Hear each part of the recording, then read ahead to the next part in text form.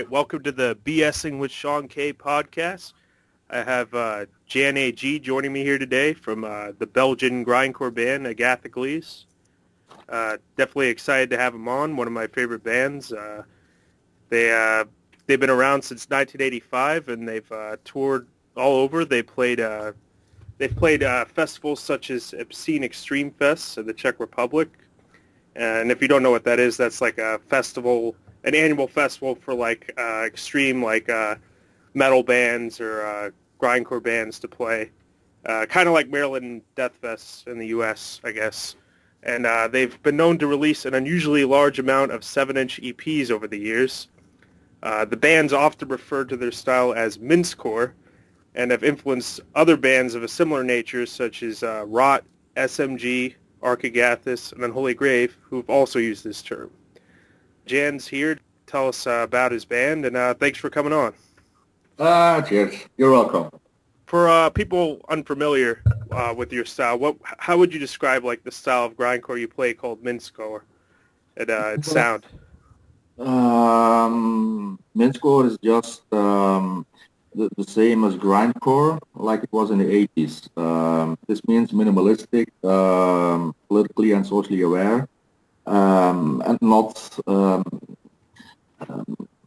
not like this new days grind with all the technical stuff, the overproduction and shit like that.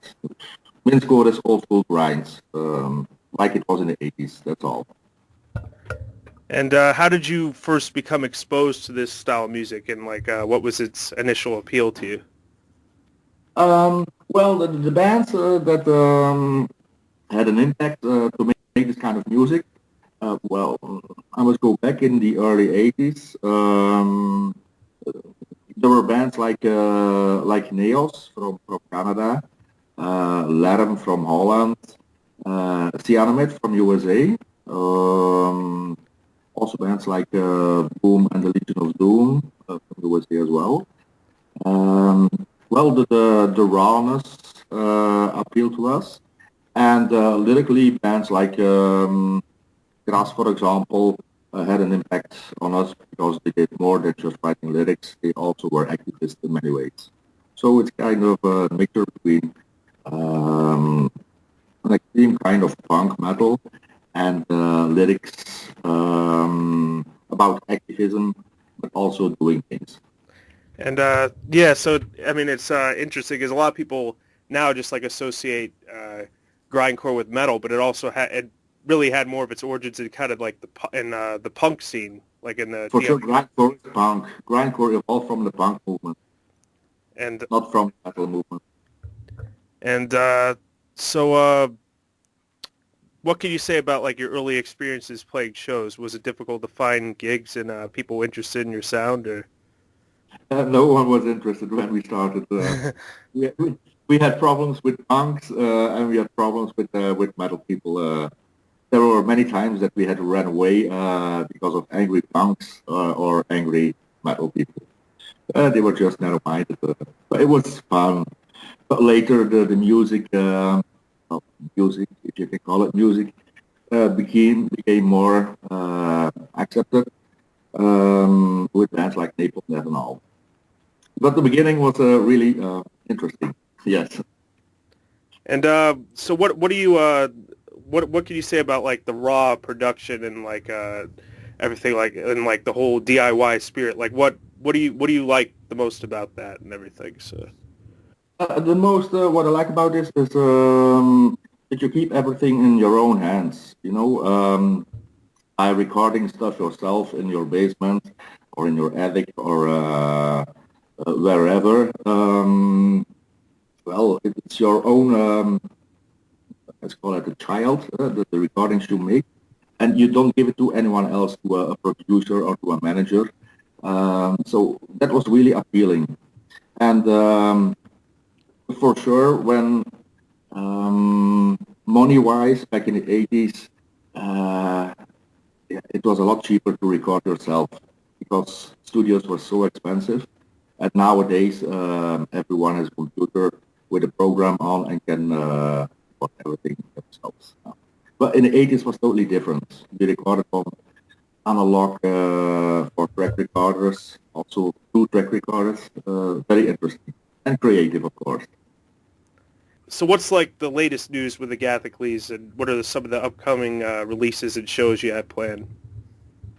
Well, upcoming shows in September next month, we'll organize a 2-day festival, annual 2-day festival in my city, Geel, with bands like Europe's Ars, veteran D.I.Y punk from Italy, Deviated Instinct, G.I. Joke, Agathocles will play as well.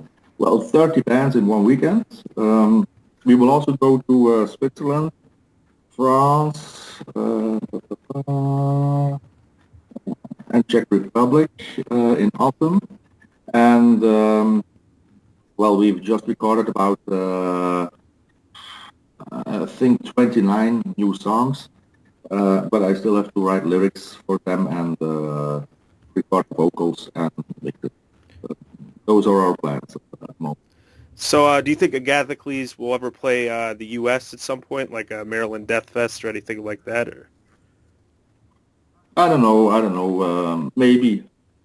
But I'm afraid about customs and everything because we always had many problems with American customs about our records and the lyrics. Some records got destroyed because of the lyrics and all. So I don't know. Maybe when we arrive in USA, we are on some list or something and have to go back. And that would be a waste of money for the ticket, you know. And so like a lot of your lyrics deal with like social and political issues. What could you say about like the political system in Belgium and how it may have influenced some of your lyrics? Mm, at the moment, we are having new governments are being formed in Belgium. A new federal government and a new Flemish government. And the way it looks now doesn't look so good because the Flemish Nationalist Party has won the elections, and well, it's a party which supports the big companies, the people who have all the money, and who want to cut down money on the social cultural events and everything.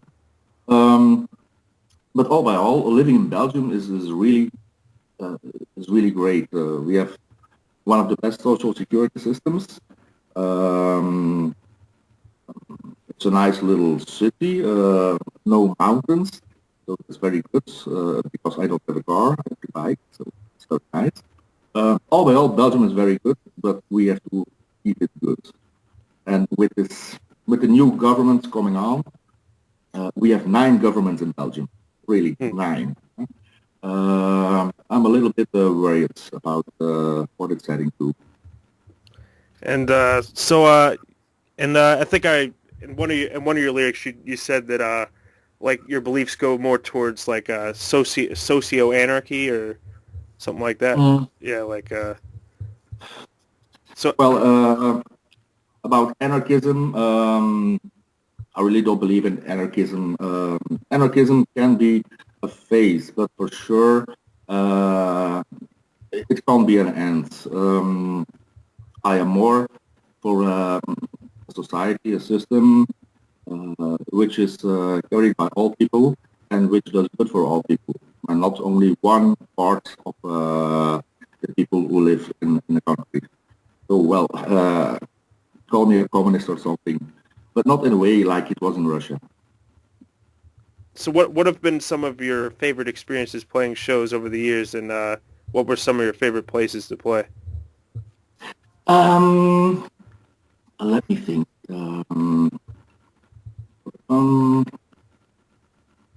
Last year we did a tour in Indonesia, and that was yeah, really something very nice to meet that culture.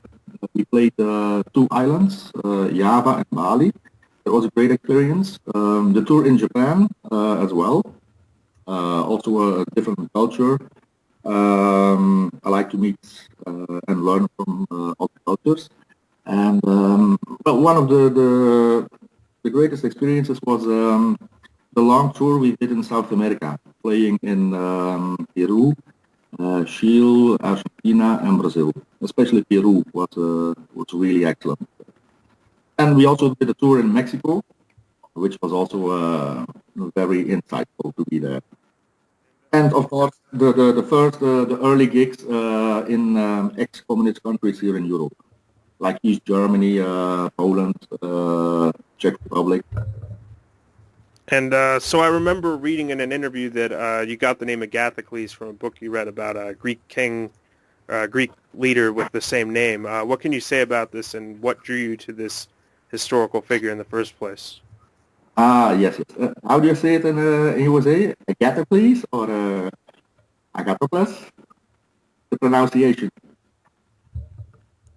In America, people pronounce it Agathocles. Yeah, I actually wasn't sure about that. Is it Agathocles or Agathocles? It's well, in Greek it's called Agathocles. Agathocles. Well, that's the ancient Greek pronunciation. Well, anyway, yes, he was a Greek king from Syracuse, and the story goes that he was the son of a pottery maker, and the system over there was something like a capitalist system. And the story goes that he invited all the leaders for dinner and killed them all and took over the power and became king himself. That's the story. So over the years, your band has become known to release an unusually large amount of splits and EPs. Why do you think this is the case, and how have you managed to release so many? We get well, we were active long before we started the band by doing fanzines, paper zines, and compilation tapes, certain concerts. So we already had a big network of friends, people in the same, and well, about putting out all these records. We don't have managers or big record labels, but we want our music to be spread all around the world. So by doing many records, we can spread our music everywhere. That's the spirit behind it.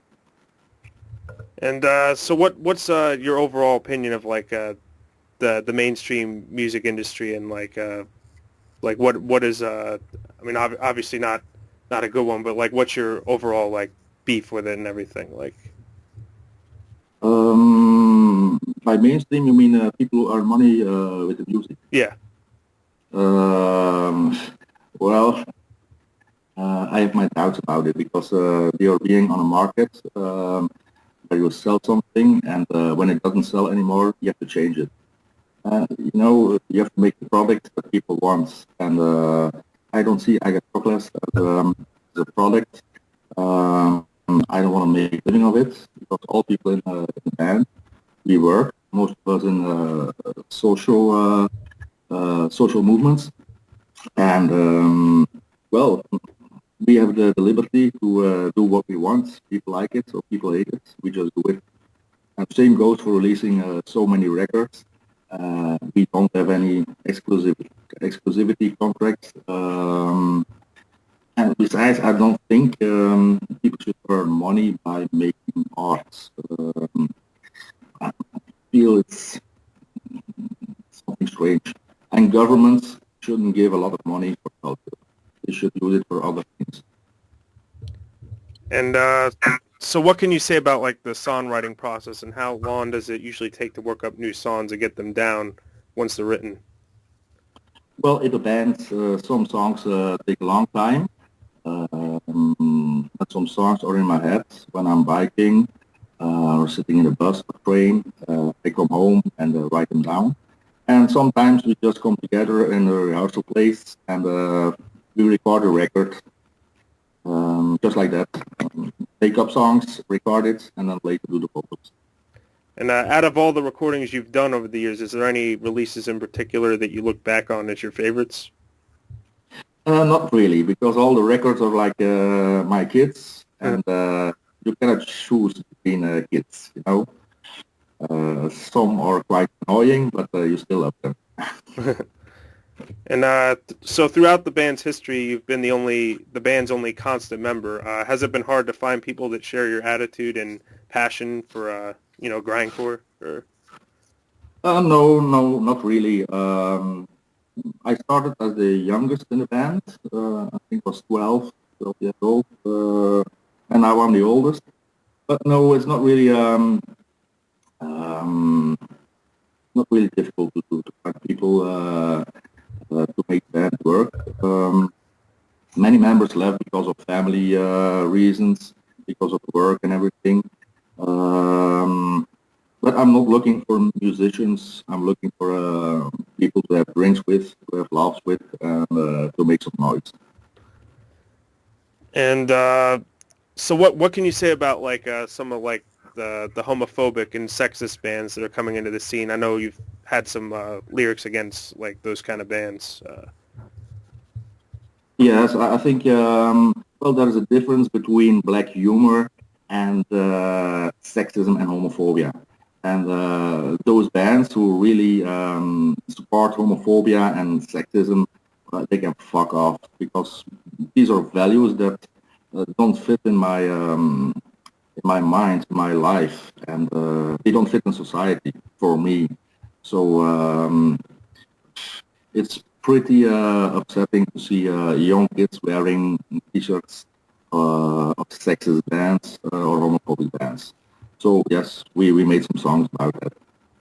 But you also have bands with black humor, making jokes about gay people, and that's really fine. But the real homophobia, it's something different, you know. What's your opinion about? I know, like, what's your opinion about like bands who are political that choose to, become mainstream so they feel they can get a message out to like a broader audience or whatever? Music will not change anything. It can be a way to get some ideas spread, but band who makes music cannot change anything. If you look at Bono from U2, well, he doesn't practice what he preaches. No, not really. You know, he's from Ireland, and he moved his ass to Holland to pay less taxes. And he did that when there was a big crisis in Ireland. So I don't believe in all those bands who go mainstream to change the world. No, there are other means to change things, and that's getting involved in social movements, getting involved in politics, you name it. And so has it been difficult supporting yourself over the years while still making time for this band? Or support myself financially, you mean? Yeah. Well, no, not really. I'm working as a social cultural worker for an organization which is defending rights of people with a disability. And I earn my money, and I'm in a lot of government commissions to influence decisions of government. No, not really. I don't. I have a good job. I have a house to stay. So now. And no problem. So yeah. So what's your opinion of like some of the newer, like more like polished grindcore bands, or like bands like Napalm Death and Carcass becoming a little more mainstream? Who kind of?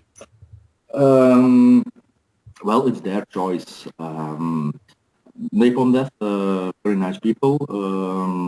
Carcass, I know Bill, quite a nice person. Well, they evolved like that. You know, they were Iraq bands, and Iraq became big, and Iraq became big because of Napalm Death and Carcass. So I guess they grew up together and went mainstream. It's their choice, but we go another way. And what was your experience like working with John Peel for the Peel sessions? That's a funny story because in 89, 89, yes, he called um, because a friend of us sent him one of our first records, and he asked us to come to the BBC, and I said no because BBC is fucking commercial. And then we did some guy from the Belgian national radio station heard the story about the Belgian band refusing John Peel, and he looked for this band, and he found us and called me, and he asked, "Hey, can you record the Belgian national radio station?" I said, "Okay." We made a recording here in Brussels, and John Peel heard about this and called me again, and he said, "Hey, you asshole, you record for the commercial national Belgian radio station, and don't come to London." He said, "Oh, John, we'll come to London." So that's the story. Very funny story. Well, it was nice to record in the BBC studios, especially because we recorded in the same studio where Joy Division band, Joy Division, recorded their field sessions. And I'm a huge Joy Division fan, so it was a great experience to record at the same place where Ian Curtis did his field sessions. So what can you say about like your side projects like Fahrenheit AGX and the one just Jan AG? Well, Fahrenheit AGX is Agathocles. It's Agathocles members, all Agathocles members. And by the way, you know why we were called Fahrenheit AGX? Because of the Fahrenheit 451? I'm just guessing. That as well, but also against homophobic bands, because when you abbreviate Fahrenheit AGX, what you get facts. Oh, okay. You understand? So we did some gigs and we said, "Hello, we are the facts," and against homophobia. No, Fahrenheit AGX is Agathocles, but playing more old school fast hardcore, like Straight Ahead from USA, that kind of bands. With Jan AG, I did many kind of stuff, electro, noise punk. There is also this band, the Gaina, Jan AG and the Gaina, which is more Japanese, old Japanese inspired noise punk. Well, it's all fun to do. It's nice to be busy. And so what's your opinion of like the internet and how it's affected the underground music scene today? It makes people lazy, I think. That's one thing. Because before, to discover new bands, you had to make tape trading, recording tapes for one and another, exchanging tapes. And now you just have to find a good searching program, and you can find nearly everything on the internet. So it makes it a lot easier, but also people are not so creative anymore. And another thing I don't like is with this internet thing, you can spread rumors very fast worldwide, which people easily believe, and that's a danger. That's a danger about the internet in general. But sometimes it can be helpful as well if you want to set up some tours in countries far away. The communication is faster, like this Skype thing now. So it also has its good things. And what's your opinion of like pirating and stuff like that? Like, do you think it hurts this? Do you think it hurts the scene at all, or? No, it doesn't hurt the scene. It hurts the music business, and the music business is fucking shit. So about pirating, I don't give a fuck about pirating. when people want to make pirates of Agathocles, make them, but send us copies. That's all. And what can you say about your experience playing Obscene Extreme Fest?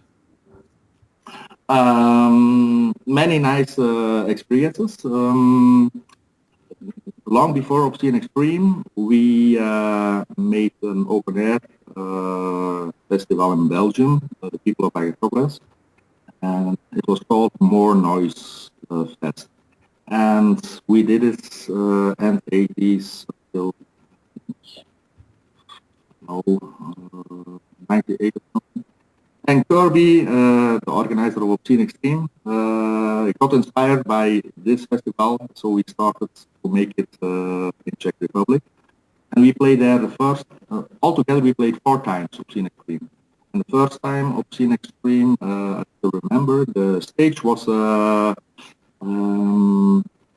pickup thing of a truck, that was the stage. You know what I mean?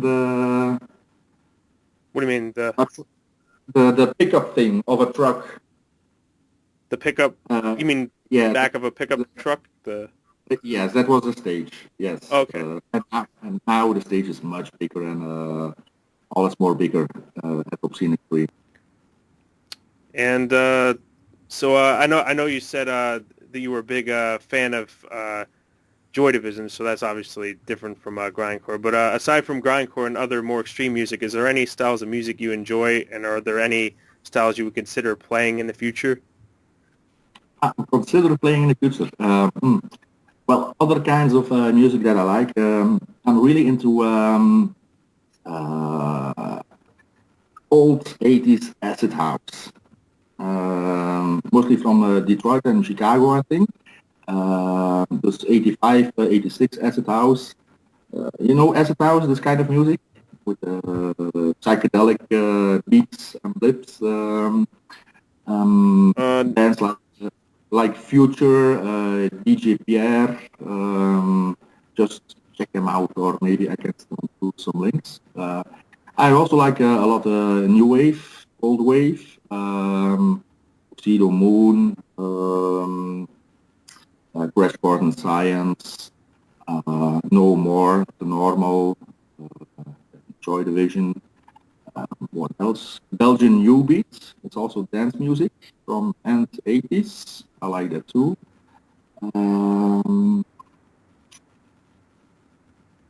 Well, I guess that's it. And yes, this kind of genres have an impact me one way or another in writing songs. But making this music in its purest form, I don't know, I don't have the equipment for it. But who knows, never say no. And so how long do you plan to keep going with Agathocles? Do you think there'll ever be a point where it's time to call it quits? Or I don't know. We'll have to see what the future will bring. As long as we're having fun and can manage everything, I think we will keep on going. So it's not about the money, it's not about success, it's about ourselves feeling good to play what we are playing and to do what we are doing. All right, and any final thoughts or things you like to say, or? No, not really. Thanks for doing the interview, for taking time, for the support. Yeah, no problem. And, thanks for coming cheers on. To all. Yeah. You're welcome. Cheers to all the listeners of the program, and maybe, hopefully, we can once manage to go to USA to play at your soil. All right. Well, that does it for this episode of BSing with Sean K. Yeah, so there should be some more episodes soon. All right, later.